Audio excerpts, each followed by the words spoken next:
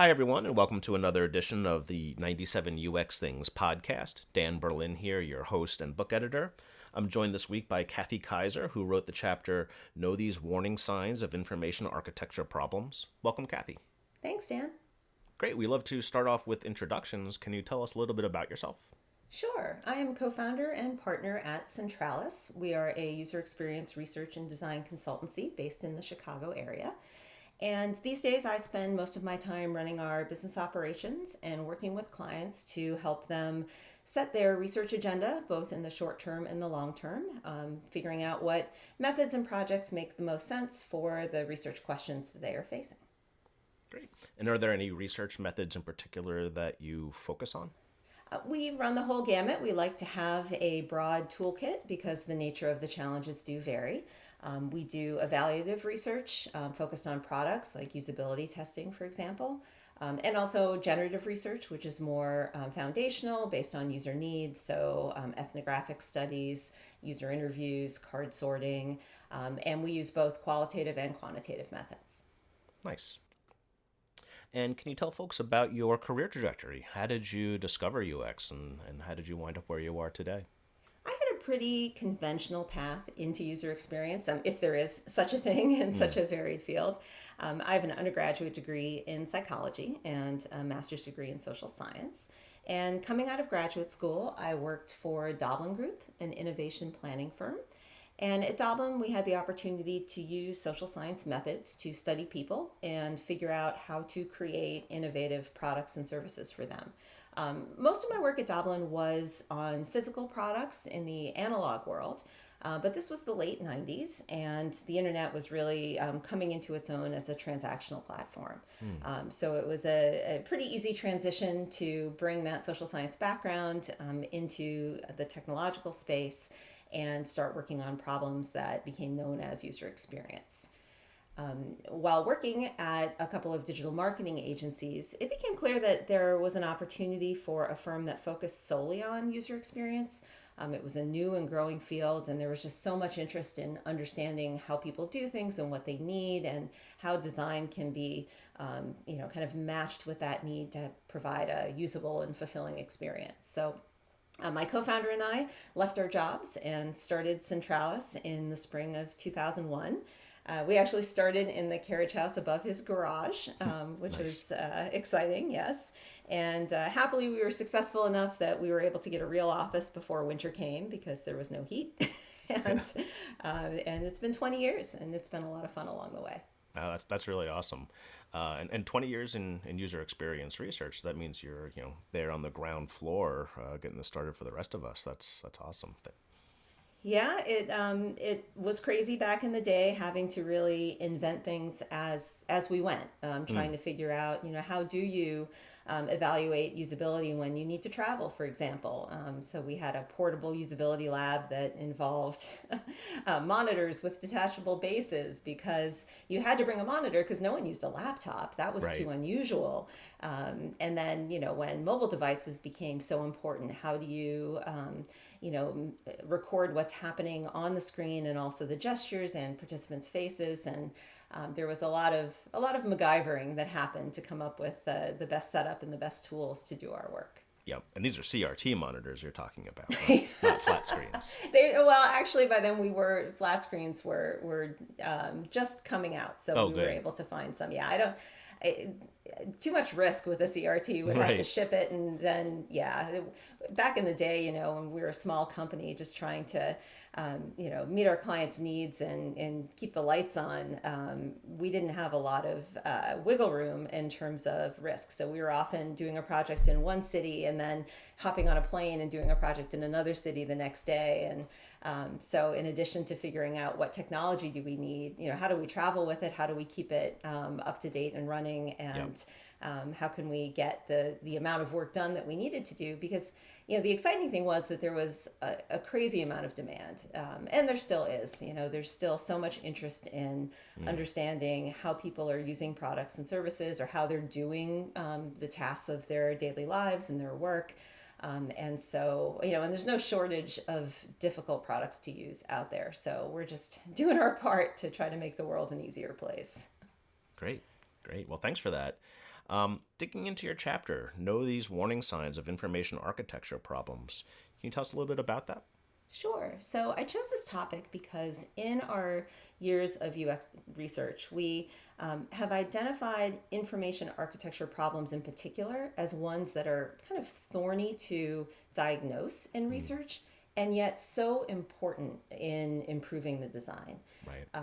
So, if you've got a problem within a page, it's usually pretty straightforward in a usability test session to identify what's happening. Something is mislabeled or it's out of view.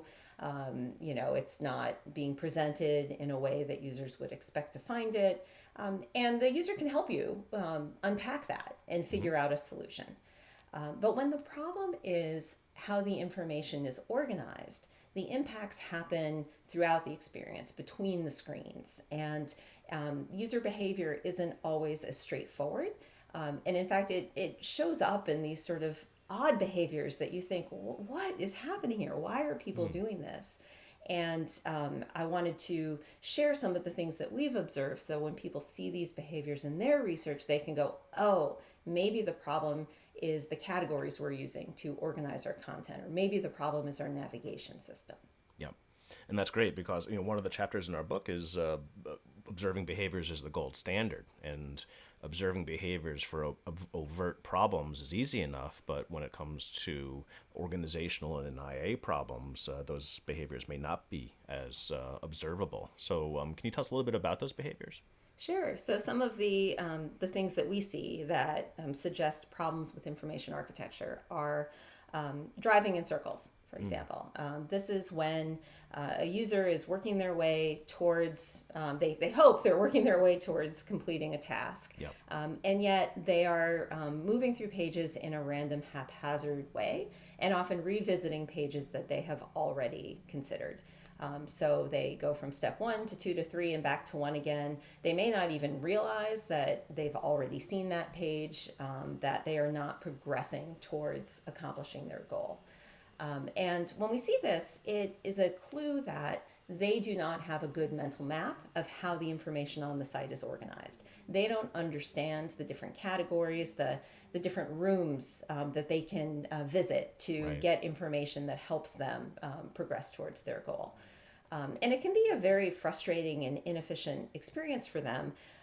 And oftentimes we'll see this happening over the course of, 5 or 10, 15 minutes sometimes. And then they'll just kind of throw their hands up and go back to the home screen or the start screen of the experience. And that's another clue. When people feel like they need to kind of give themselves a clean slate and start over, that the problem is that they can't internalize the structure of your information, and therefore they can't use it to accomplish their goal.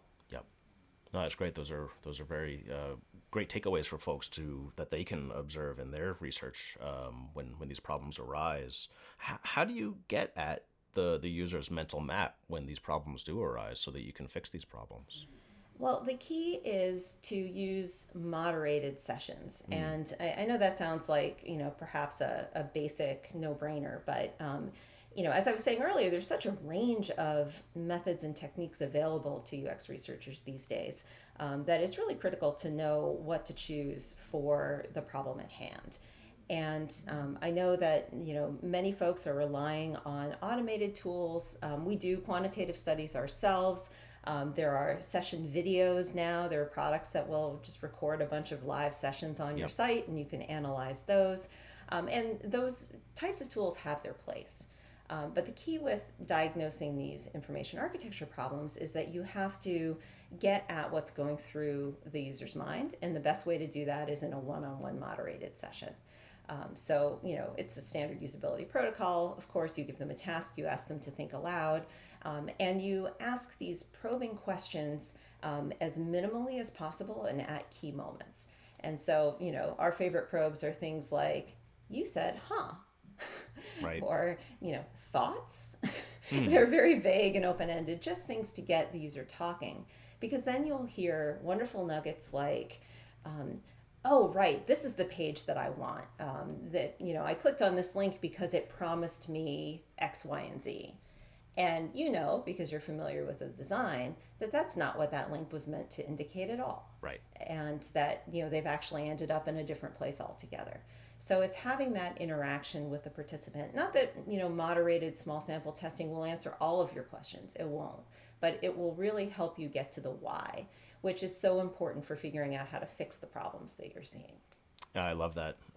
That's such a great point, that moderated sessions get at the why. And there are all these great tools out there that have their time and place, but you're not going to uncover some answers without asking people directly and asking why multiple times so that you can get at root causes. Absolutely. How about some of those questions? What are some questions that we can ask of participants to get at their mental model or to uncover IA problems? Questions in terms of probing questions during sessions? Yeah, probing questions, or even questions that you ask at the beginning of a session in terms of how they think about things, maybe before they see an artifact. Sure. Well, there are different situations of use, I suppose. You may be working with a current user, someone who's very familiar with the product, and in which case you would want them to demonstrate what they do on a regular basis and have them nominate the tasks and show you how they go about it. Yep. If you're working with someone who is not a user of the system, or it's a new product that doesn't exist yet, then you want to do some hypothesis testing. And this is actually something that, we work with a lot of user experience specialists who are just coming into the field, and they tend to have a lot of enthusiasm for working with users, a lot of excitement. They know that they need to establish rapport and build empathy. But one area where we think training programs could do perhaps a bit more to prepare people for the field is to help them understand how to generate and test hypotheses. So we certainly want to know how people approach an interface on their own, given a general goal. It's very interesting. It's sort of the fly on the wall scenario. Right. But if your question is, do we have the right categories here? Have we set up the structure of this application in the best way? Then you should have tasks where the target is in each of those areas. And you should, and you can combine it with a more open-ended approach. You can do half sessions one way, half sessions the other. But you want to make sure that you're giving people that specific target and then seeing how they get there. Do they go right there? Great. And then it's probably a decent category that's well labeled. Do they consistently visit a different section because they are interpreting that section slightly differently than you thought? Okay, that's data. You can figure out, what changes you need to make to accommodate that. But if you don't have those specific, if people don't have the opportunity to look for something in the categories you've created, then you won't know if they are effective in helping people get there. So it's important to, in the test prep phase, to identify, okay, what are our hypotheses? Where do we think people might struggle? Where do we hope they will succeed? It's equally important to test things that you believe in and things that you suspect are problematic. And then set up tasks that give people the opportunity to go to those areas. Yep. And if they do, great. And if they don't, well, then you know what work you have left to do. Great. What else? Are there other warning signs of IA problems that we should be thinking about? Sure. A baffling behavior, sometimes, especially when you're facilitating the session and you just want to ask the person, why are you doing that? And of course you can't. Right. Is when they repeatedly click on a link for the page they're already on. Oh, that's fun. Yeah, and sometimes it's a poorly placed inline link that's just bad content design, where why would you inline link to the current page? Sometimes those things slip through. But more often it's a link in the navigation. So they are, on a content page, they're consuming the content, it's maybe a partial answer or not quite what they're looking for, and then they see the link in the navigation to that page, and there's something about the way that's labeled that is really compelling. Right. And they're like, oh, I'm going to go there. That will have my answer. And especially if they've, scrolled down in the experience, if clicking on that refreshes the page, sometimes they don't even recognize that it's exactly where they had been. And so they start kind of reading all over again and processing the page all over again. And then, I have to say, it's sad but true, they get to that same point and they think, oh, wait, no, this link on the side, this is what I want. Right. And they do it all over again. Yeah. So that could be it could be a problem with the page itself, like it's not the right cut on the information, it's not comprehensive enough, or it's too narrow, or it could be the label is misleading and they're expecting a different type of information than is actually provided on the screen. Yeah. Is that a case where we would ask users to quote unquote design for us and ask them what things should be labeled to best find them? I mean, it never hurts to ask. We have found over time that participants are pretty bad at labeling things. Fair. And they often choose, things that just aren't practical. They'll choose a 5-word phrase for something that you're trying to fit in a left navigation bar. But it's really not asking them so much for the answer as helping them illuminate what the answer needs to include. Right. So you can say, what would you call this? How would you characterize the information on this page? What if you had to pick a phrase, to describe it, what would you say? And they give you an answer, and you say, okay, well, what about that is descriptive of what we see here. You can tell me more about that and unpack it. And it's all of that context from which the designers can then draw a label or a couple of labels to experiment with. Yeah, and maybe find trends amongst the participants when you ask that question, across the participants, and maybe there is a trend that they're circling around in those 5-word descriptions. Yep, absolutely. Yeah. I would say though, one trend to avoid at all costs is the word resources. The junk drawer. Yes, the internet's a junk drawer. Yep. We have worked on so many sites that have this amorphous category where we call it a black hole actually. Yep. Because people think that everything is in there because everything is a resource, and it's just not informative. It's a non-label label. Yep. And it's really important to really break that apart and what's really in here, and to group things by the nature of their content, not by a vague label like resources. Are there other words like that to look out for? That is by far the biggest culprit. Yep. Topics, sometimes links, quick links. Yep. Oh yes, links and quick links are a problem. Topics can go either way, honestly. I've seen topics used in the junk drawer fashion where if you don't have a good taxonomy within your topics, then it's just a laundry list of a bunch of stuff on the site, and you might as well call it stuff, right? But in other instances, if you work internally to define, well, is there a set of relevant topics here into which we can group all of this information, and they're all at a similar level and they're the same type of thing, then I've seen that work pretty well. It can help people.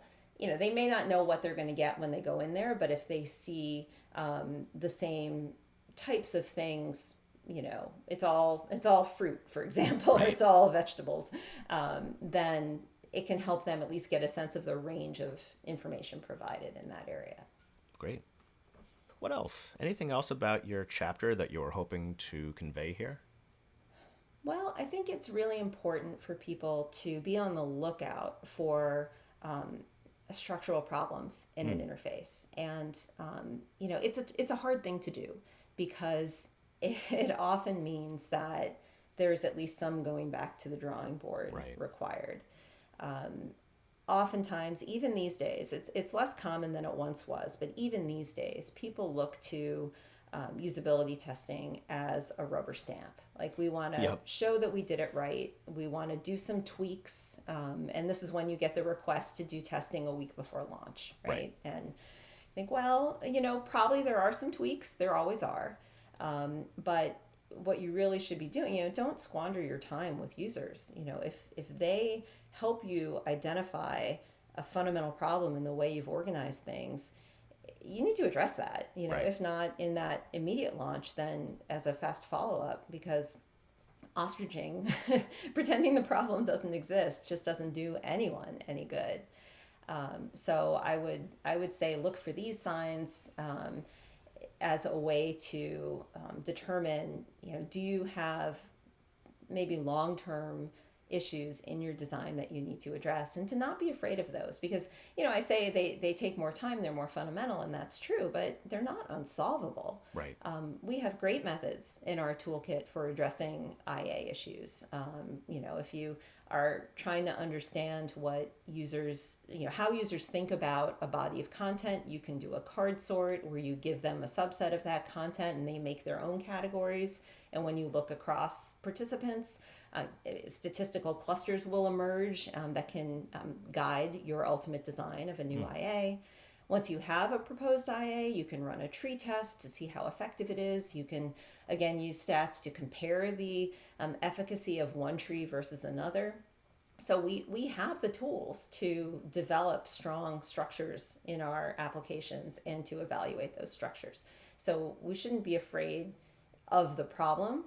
And in fact, the longer you don't address it, the more problematic it becomes over time, and then you end up with a Franken-site that is impossible to use. So Yep. I would encourage people, if they see these types of issues, to hop on that right away and look to resolve it as soon as possible. Yeah, and that's a great way to turn off new users, right? If they can't use it from the onset because they can't navigate navigate around, then they're probably not going to come back. Yeah, and it's yes, they have trouble finding things. That's sort of the most immediate implication. But what a bad information architecture is saying to the user is, we don't understand you, and you need to work to understand us. And people just aren't going to do that. Right. The alternative is, if you have a structure that is easy for users to process, and it fits with their existing model of the domain, then they feel welcome. They're like, oh, this site gets me. Right. This, even if they don't recognize that explicitly, they just feel comfortable. And that's just setting the foundation for a much more successful relationship with the users. Yep. No, well put, and thank you for that. The other point that you made, I want to emphasize, is the usability study at the end of your design process. I think the red flag there is when it's called a user acceptance test. Yes. And that's your one check-in with users, then you're kind of checking in too late. Yeah, a study at that point in time in and of itself is not a bad thing. It is Sure. never bad to bring users into the process.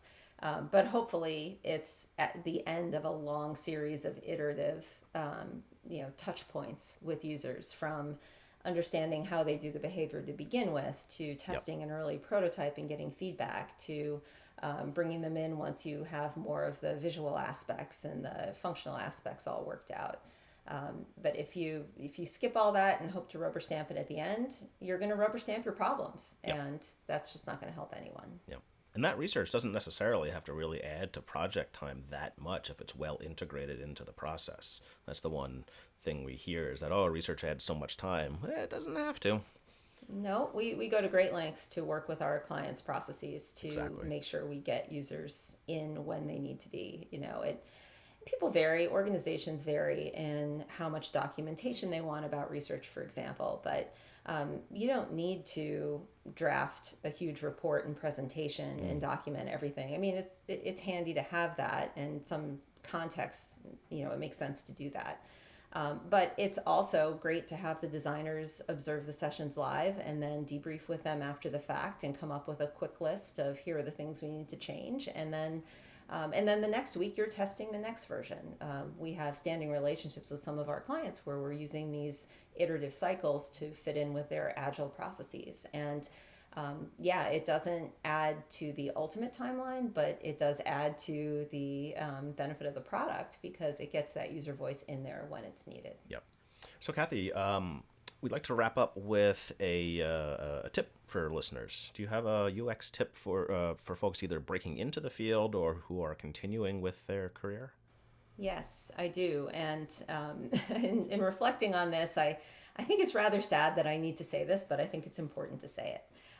I would encourage everyone in their roles in the UX field to ensure that they actually get to work with users. I see a lot of job postings these days. I talk with a lot of professionals in the field who feel like they are UX specialists in name, but not in practice. They don't have the opportunity to observe users in real time, to design and execute studies, to iteratively test their work. Yep. The term user experience, what is the user experience? I think historically it has meant what the user experiences, right? Yeah. But it has come to mean, in some contexts, the interface, right? Yep. We hire people to design the user experience. Well, I mean, you design the interface and then the user has their experience, right? And you need to study that to make sure those things align. So as people are entering the field, or as they're looking at making transitions within the field, I think it's important to always ask the question, how often am I going to be working directly with users? What methods will I have available to me to connect with users? How is user research used in the organization? Is it viewed as a welcome input that's necessary, or is it viewed as a threat to timelines and budgets? Yep. And really enforcing that need to bring that user into the process, it makes your job easier, and it makes the product at the end of the day that much better.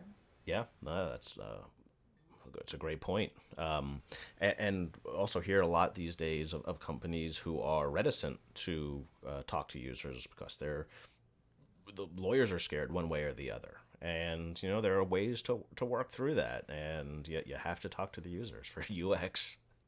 The irony is that we view research as risk management. Right. I mean, if you're going to have a problem with your product, the domain of risk management is identifying, anticipating potential problems and mitigating risk.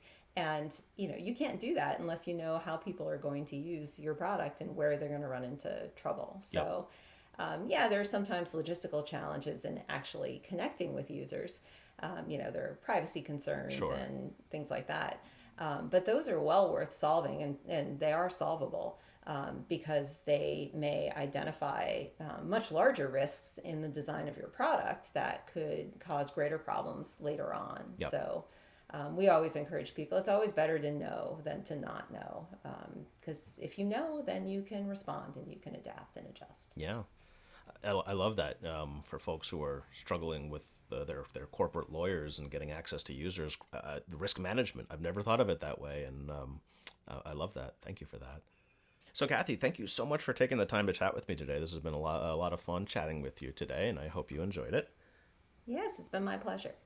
So, Kathi, you wrote the chapter, Know These Warning Signs of Information Architecture Problems, in the book 97 Things Every UX Practitioner Needs to Know. This is the 97 UX Things podcast. Hope you enjoyed this episode, and have yourself a great rest of the day.